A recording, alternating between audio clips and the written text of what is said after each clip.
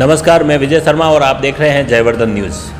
राजस्थान सरकार द्वारा अभी जैसा कि कोरोना काल गया है, इस कोरोना काल में जो देखा जाए कि अपने भारत में सबसे ज़्यादा अगर बचाव हो पाया है तो हमारे आयुर्वेद ने हमें बचाया है।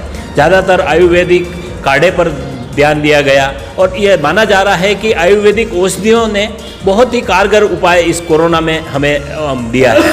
इस सारी कोरोना की समय पर जो औषधियों का जो रोल रहा है, उसके बाद में राजस्थान सरकार ने अभी एक घर घर औषधि के नाम से एक योजना चला रखी है। उसमें 4 औषधियों के पौधे, 2-2 पौधे हर औषधि के घर घर तक पहुंचाए जा रहे हैं। इस योजना के तहत हर घर में कुल 8 पौधे राजस्थान सरकार द्वारा भिजवाए जा रहे हैं और उन पौधों का संरक्षण उन घर वालों के द्वारा किया जाएगा।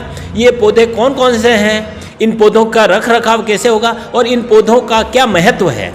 ये जो 4 पौधे हैं जिसमें तुलसी, नीम गिलोय, काल मेघ और अश्वगंधा नाम से ये 4 पौधे हैं। इन चारों पौधों का क्या महत्व है, अभी हमारे पास में विराजे हैं आयुर्वेद विभाग के पूर्व उप निदेशक डॉक्टर वीरेंद्र जी महात्मा।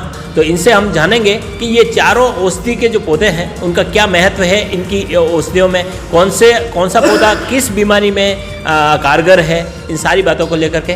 नमस्कार सर। नमस्कार। जयवर्धन में आपका स्वागत है। नमस्कार।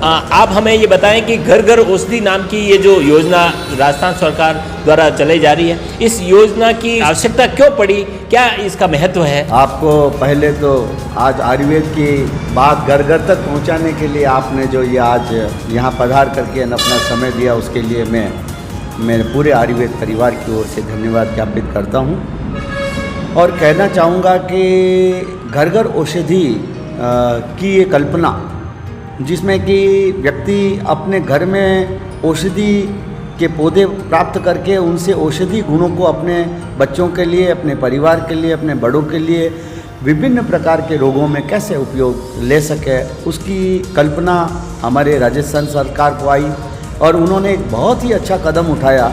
वर्तमान में पूरे राजस्थान में हर ज़िले में यह कार्यक्रम चल रहा है। उसी के तहत राजसमंद ज़िले में जब मेरे को डीएफओ साहब फतेह सिंह जी राठौड़ मिले थे तो उन्होंने बताया कि लगभग 8 लाख पौधे तैयार किए गए हैं राजसमंद ज़िले के लिए, जो विभिन्न तहसील हेडक्वार्टर पर जनप्रतिनिधियों के माध्यम से, सरकारी संस्थाओं के जो पदाधिकारी हैं उनके माध्यम से, आयुर्वेद विभाग से, वन विभाग से और ऐसी स्वयंसेवी संस्थाएं जो कि इस प्रकार के कार्य करने में रुचि रखती है, उनको साथ लेकर के और घर घर औषधि के ये 4 पौधे, जिसमें महत्वपूर्ण हैं गिलोय, दूसरा पौधा है तुलसी, तीसरा पौधा है कालमेघ और चौथा पौधा है अश्वगंधा।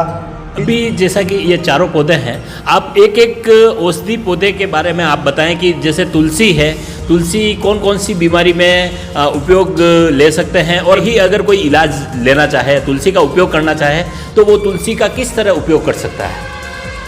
धन्यवाद। मैं तुलसी ज़रूर आपने पूछा, लेकिन मैं आपको सर्वप्रथम जिस औषधि की बहुतायत में पूरे भारत के अंदर मांग रही और जिसकी वजह से कोरोना को रोकने के अंदर एक ज़बरदस्त फ़ायदा सभी लोगों को मिला, वह है गिलोय, जिसको अमृता भी कहते हैं।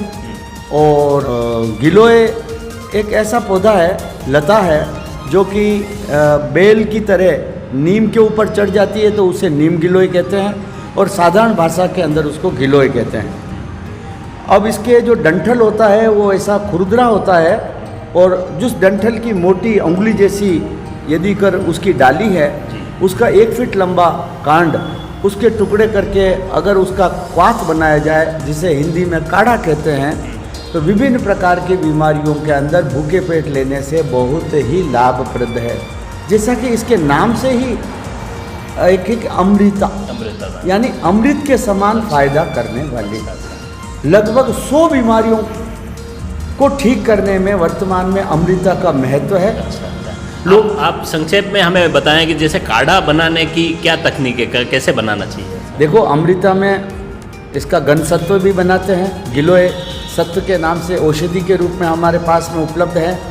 गिलोय गनवटी भी इसकी बनती है। इसके अतिरिक्त अगर घर में ही उपयोग लेना चाहें, टेबलेट बाज़ार से नहीं खरीदना चाहें, तो 1 वर्ष से बच्चे के लिए 100 वर्ष तक के किसी भी पुरुष अथवा महिला के लिए विभिन्न प्रकार के रोगों के अंदर क्वाथ का उपयोग करने पर यह एंटीऑक्सीडेंट है, शरीर में रोग प्रतिरोधक क्षमता बढ़ाता है। सभी प्रकार के श्वसन तंत्र के रोग, जिसमें खांसी, बुखार, सबसे महत्वपूर्ण सभी प्रकार के बुखार, चाहे टाइफाइड का हो, चाहे मलेरिया का हो, और चाहे अभी इस कोरोना के काल में लोगों को बुखार और श्वास के रोग हो, उन सब को जड़ से समाप्त करता है। दम कैंसर वाले रोगी हैं, उसमें भी ये काम करती है। लीवर डिसऑर्डर के जितने भी बीमार हैं, भूख नहीं लगना, उल्टी होना, लीवर का बढ़ जाना, पीलिया हो जाना, उन सारे रोगों के अंदर ये बहुत महाऔषधि है। श्वसन तंत्र में खांसी, बलगम, और सबसे बड़ी बात ये बलगम को पतला करके बाहर निकालती है। अकेली अमृता कई एक रोगों के ऊपर अनुपान और सहपान के रूप में हम प्रयोग करते हैं, आयुर्वेद के चिकित्सा अधिकारी, और कई सारे रोगों के अंदर मतलब सामान्य गिलोय जो है वो भी उतना ही गुणकारी है। देखा होगा गाँवों के अंदर छोटे छोटे बच्चों में जब पीलिया हो जाता, पेट बढ़ जाता, डब्बू रोग हो जाता, मिट्टी खाते, उन बच्चों के आप देखो, ये खाने की बात नहीं कह रहा हूँ, खाने की तो बहुत बड़ी बात है, मैं तो सिर्फ ये कह रहा हूँ कि हमारे यहाँ पे लच्छे से उसके 1-1 इंच के टुकड़े बना करके गले में एक माला डालते हैं, और वो थोड़े समय में वो माला ढीली पड़ करके लंबी होती जाती है। केवल उस गिलोय के सूखने से श्वास प्रश्वास के अंदर उसकी जो अगर उसकी जो मतलब जो जाती थी हवा, उसकी वजह से वो बच्चे ठीक हो जाते हैं। अच्छा, वो गिलोय है, वो गिलोय है। और इसलिए राजस्थान सरकार को बहुत बहुत धन्यवाद है कि जिसने गिलोय जैसे महत्वपूर्ण पौधे को घर घर औषधि के लिए चयन किया है।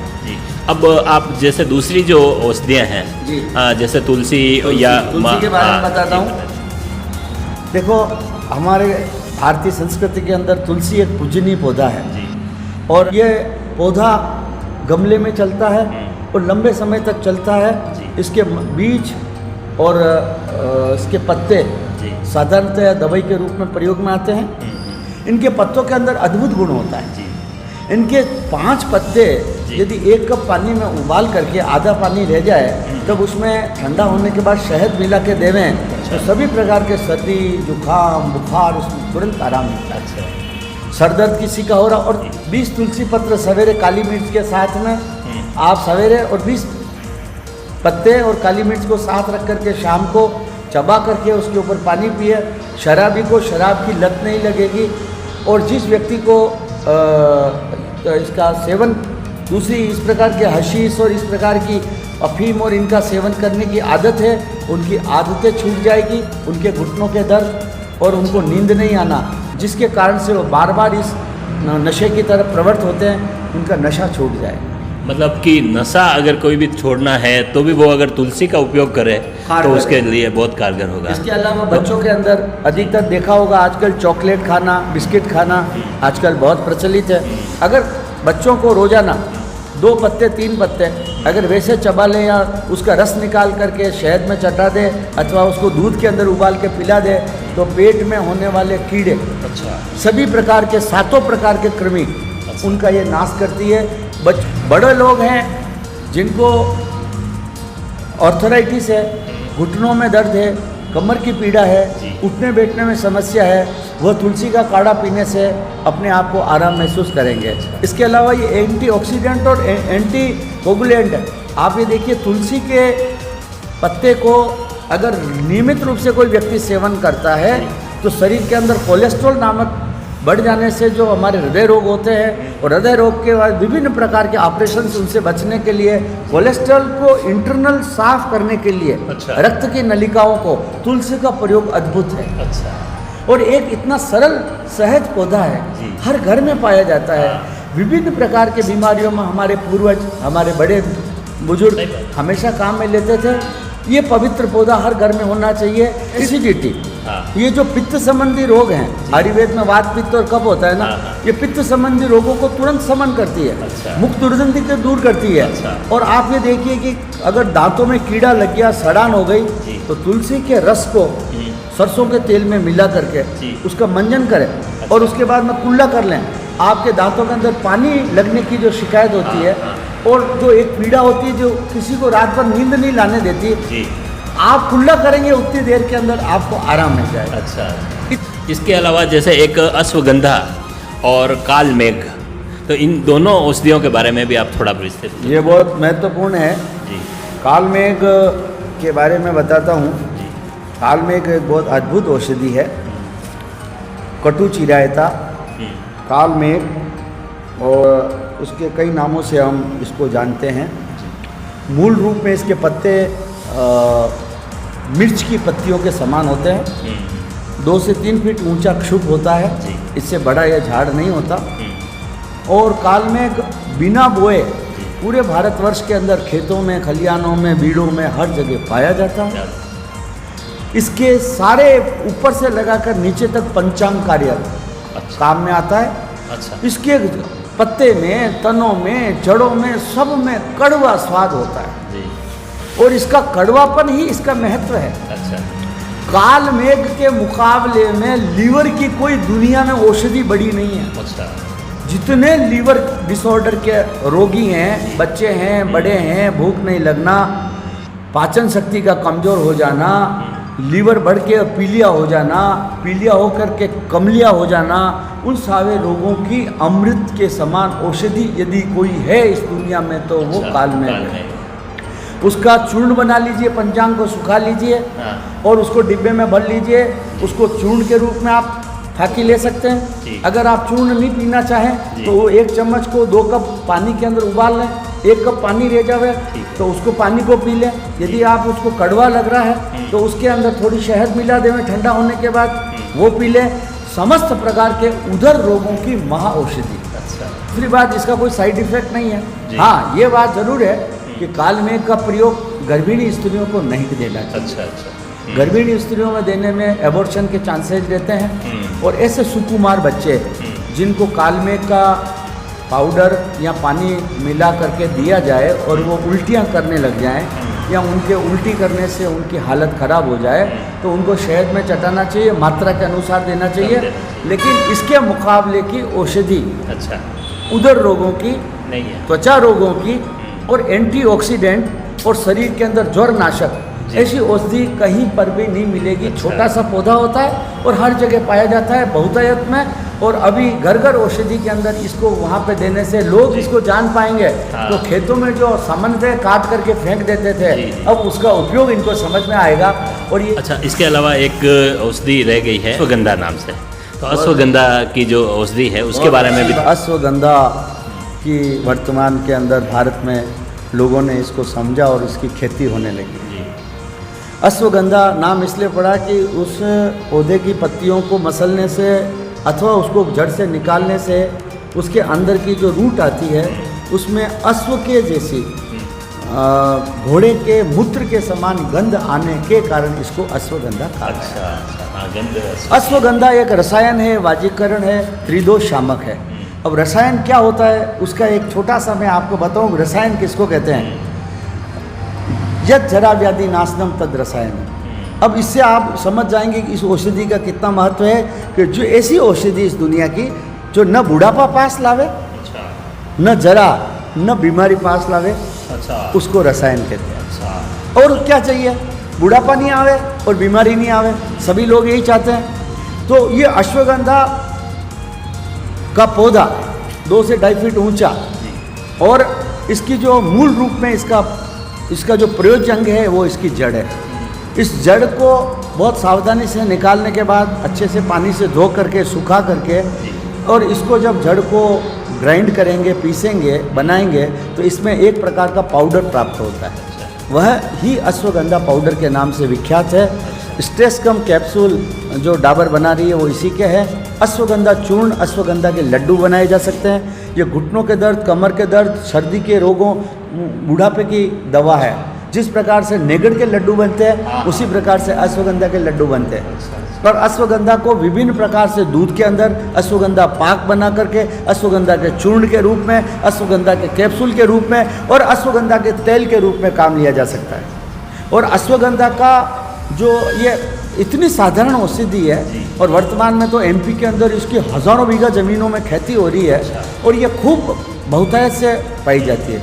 अब इसके औषधि प्रयोग के अंदर ये रसायन और वाजीकरण का अर्थ यह है कि ऐसे पुरुष और महिला जिसमें संतान उत्पत्ति उनकी नहीं हुई हो या उनको कामेच्छा के अंदर कमी हो गई हो और विभिन्न प्रकार के आपने देखा होगा दीवारों पर आप लिखा हो गुप्त रोग का इलाज, या निसंतान व्यक्ति मेरे से मिले, कहीं किसी को मिलने की औषधि कहीं ज़रूरत नहीं है। सिर्फ अश्वगंधा का प्रयोग दैनिक रूप में उसका पाक बना करके महिला और पुरुष दोनों ले सकते हैं। उसमें सभी प्रकार के यौन संबंधी रोग समाप्त होंगे।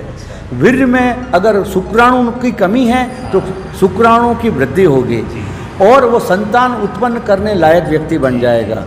महिलाओं के अंदर यौनेच्छा खत्म हो गई है या योनि के अंदर स्राव होता है अथवा उनकी कमर दर्द रहती है अथवा उनको सेक्स की अरुचि हो गई है, उनके अंदर शरीर के अंदर शरीर सौष्ठव बनेगा, शरीर सुगठित होगा और इनमें यौन समस्याओं की समाप्ति होगी। इसके अलावा ये तनाव को मुक्त करती है। सभी प्रकार के ऐसे लोग जो इतना वर्क करते हैं मेंटली, जैसे सीए करने वाले और दूसरे इस प्रकार के जैसे लॉ करने वाले मजिस्ट्रेट हैं, उनको रात को नींद नहीं आती। ऐसी स्थिति में अश्वगंधा का पाउडर लेने से उनको बहुत साउंड स्लीप आएगी और जब वो सुबह उठेंगे तो बहुत स्फूर्ति और ताकत के साथ उठेंगे और अपने दैनिक जीवन के अंदर अपने आप में बहुत ओजस्वी और तेजस्वी महसूस करेंगे। तो अश्वगंधा के और भी बहुत सारे फायदे हैं। ये रूमेटिक आर्थराइटिस की औषधि है, ये रसायन है, ये वाजीकरण है, ये महा औषधि है और इसे कई प्रकार से इसको उसका अपने जीवन में दैनिक जीवन में उपयोग ले सकते हैं। अश्वगंधा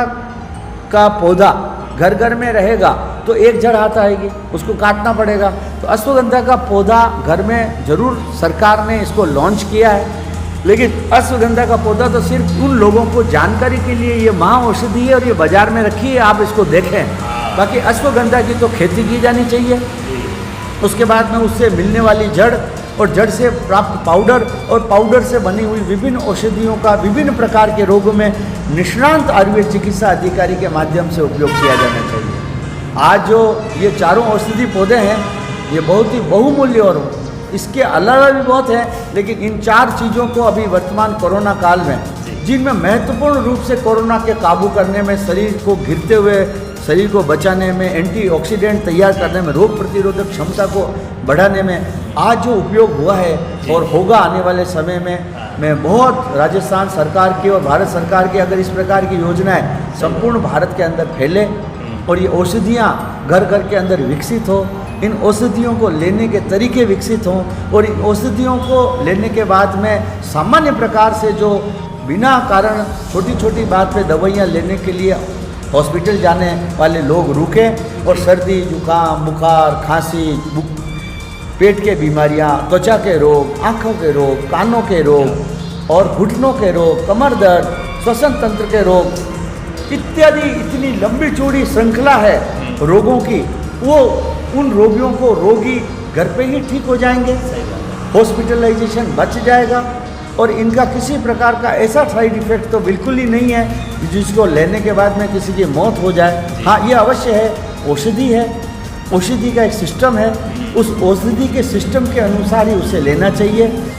बहुत बहुत धन्यवाद सर आपका। ये जो औषधियाँ के पौधे गवर्नमेंट घर घर वितरण तो कर रही है, लेकिन उन पौधों का क्या महत्व है, उनको कैसे हमें देखभाल करनी है और उसका उपयोग कैसे करना है, ये आज हमारे डॉक्टर साहब ने हमें बताया है। किसी भी बीमारी में जिस तरह से आपने बताया और किसी आयुर्वेद अधिकारी से पूछ करके उसका उपयोग अवश्य करें। और यदि हमारा जयवर्धन न्यूज़ चैनल अभी तक आपने सब्सक्राइब नहीं किया है तो अवश्य सब्सक्राइब करें। तब तक के लिए बहुत बहुत धन्यवाद।